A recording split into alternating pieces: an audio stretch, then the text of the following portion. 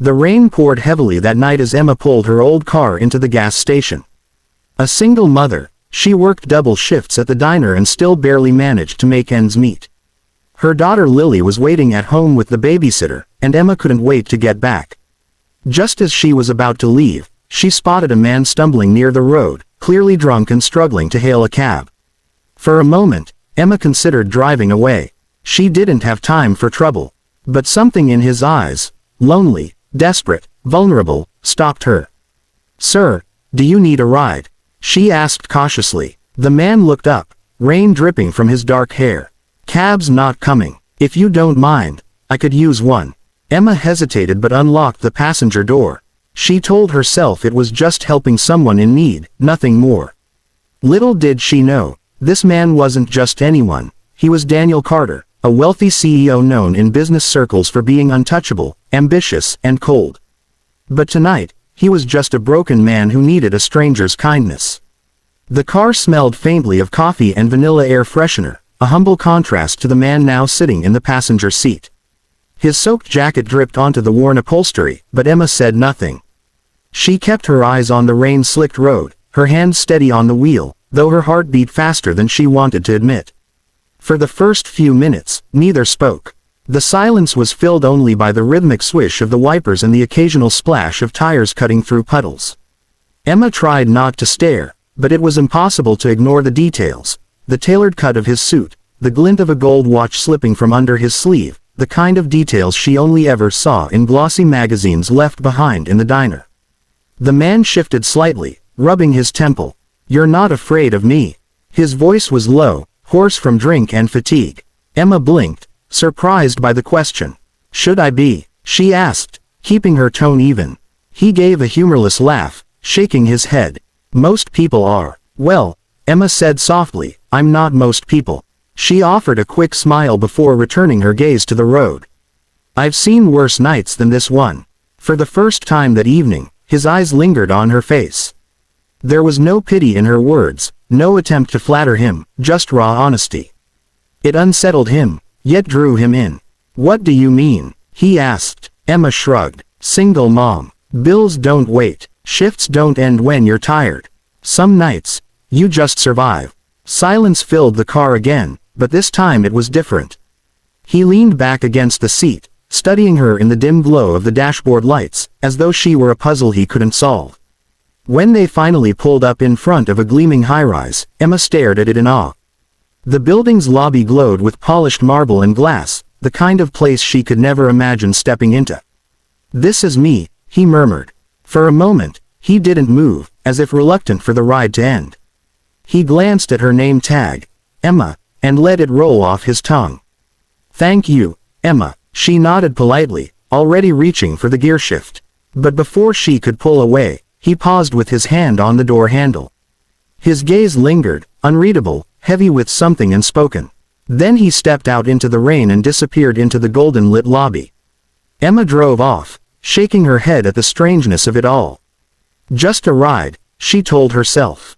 Nothing more. But in the quiet of her car, she couldn't shake the feeling that she had just crossed paths with someone who would not easily be forgotten. The diner buzzed with the usual morning chaos, coffee machines hissing, plates clattering, and conversations blending into a steady hum. Emma balanced a tray on one hip, weaving between crowded tables with practiced ease. She had just refilled a customer's mug when the bell above the door jingled, and the air seemed to shift. Heads turned almost instantly. A man stepped inside, tall, impeccably dressed in a tailored suit that looked like it cost more than Emma made in a month. His presence was magnetic, commanding. The whispers began at once. Who is he? What's he doing here? Emma froze mid-step, the tray trembling in her hands. Her heart skipped. There was no mistaking him. Daniel Carter, the same man she'd driven home through the storm just nights ago. She had assumed he'd forget her the moment he sobered up, tucked her away as a fleeting kindness in his gilded life. But here he was, standing in the middle of her world, looking at her as if he'd been searching for no one else. He crossed the room without hesitation, ignoring the curious stares, and slid into a booth near the window. Emma approached slowly, her palms damp, her voice catching in her throat. You shouldn't be here." Daniel's lips curved in the faintest smile. Why not? Because people will talk, she muttered, setting down a menu though she knew he didn't need one. Let them, he said simply, his eyes never leaving hers. I didn't come here for them. I came for you. Her breath hitched. Around them, the whispers grew louder, waitresses sneaking glances, customers elbowing each other. Emma felt the weight of every eye in the room. She wanted to tell him to leave, to retreat back to his glittering world where he belonged. Instead, what came out was softer, more vulnerable. Daniel, our lives aren't the same. He leaned forward, resting his hands on the table. Maybe not, but that doesn't mean they can't meet in the middle. The sincerity in his gaze unsettled her. For years, men had glanced past her, as if her worth ended at her apron and tray. But Daniel looked at her as if she was the only person who mattered. It frightened her. It thrilled her. Emma straightened, forcing composure into her voice. What do you want from me? His answer came without hesitation. Time, conversation, a chance. And though every logical part of her screamed no, her heart whispered something she hadn't allowed herself to feel in years: hope. Autumn had settled over the small town, painting the trees in shades of amber and gold. Emma stood in her modest kitchen, stirring a pot of soup while the radio hummed softly in the background. Lily sat at the table, scribbling with crayons, her laughter spilling into the room like sunlight. The doorbell rang. Emma wiped her hands on a towel, her heart already knowing who it was. When she opened the door, Daniel stood there, not in his sharp suit this time, but in jeans and a sweater, his arms full of groceries.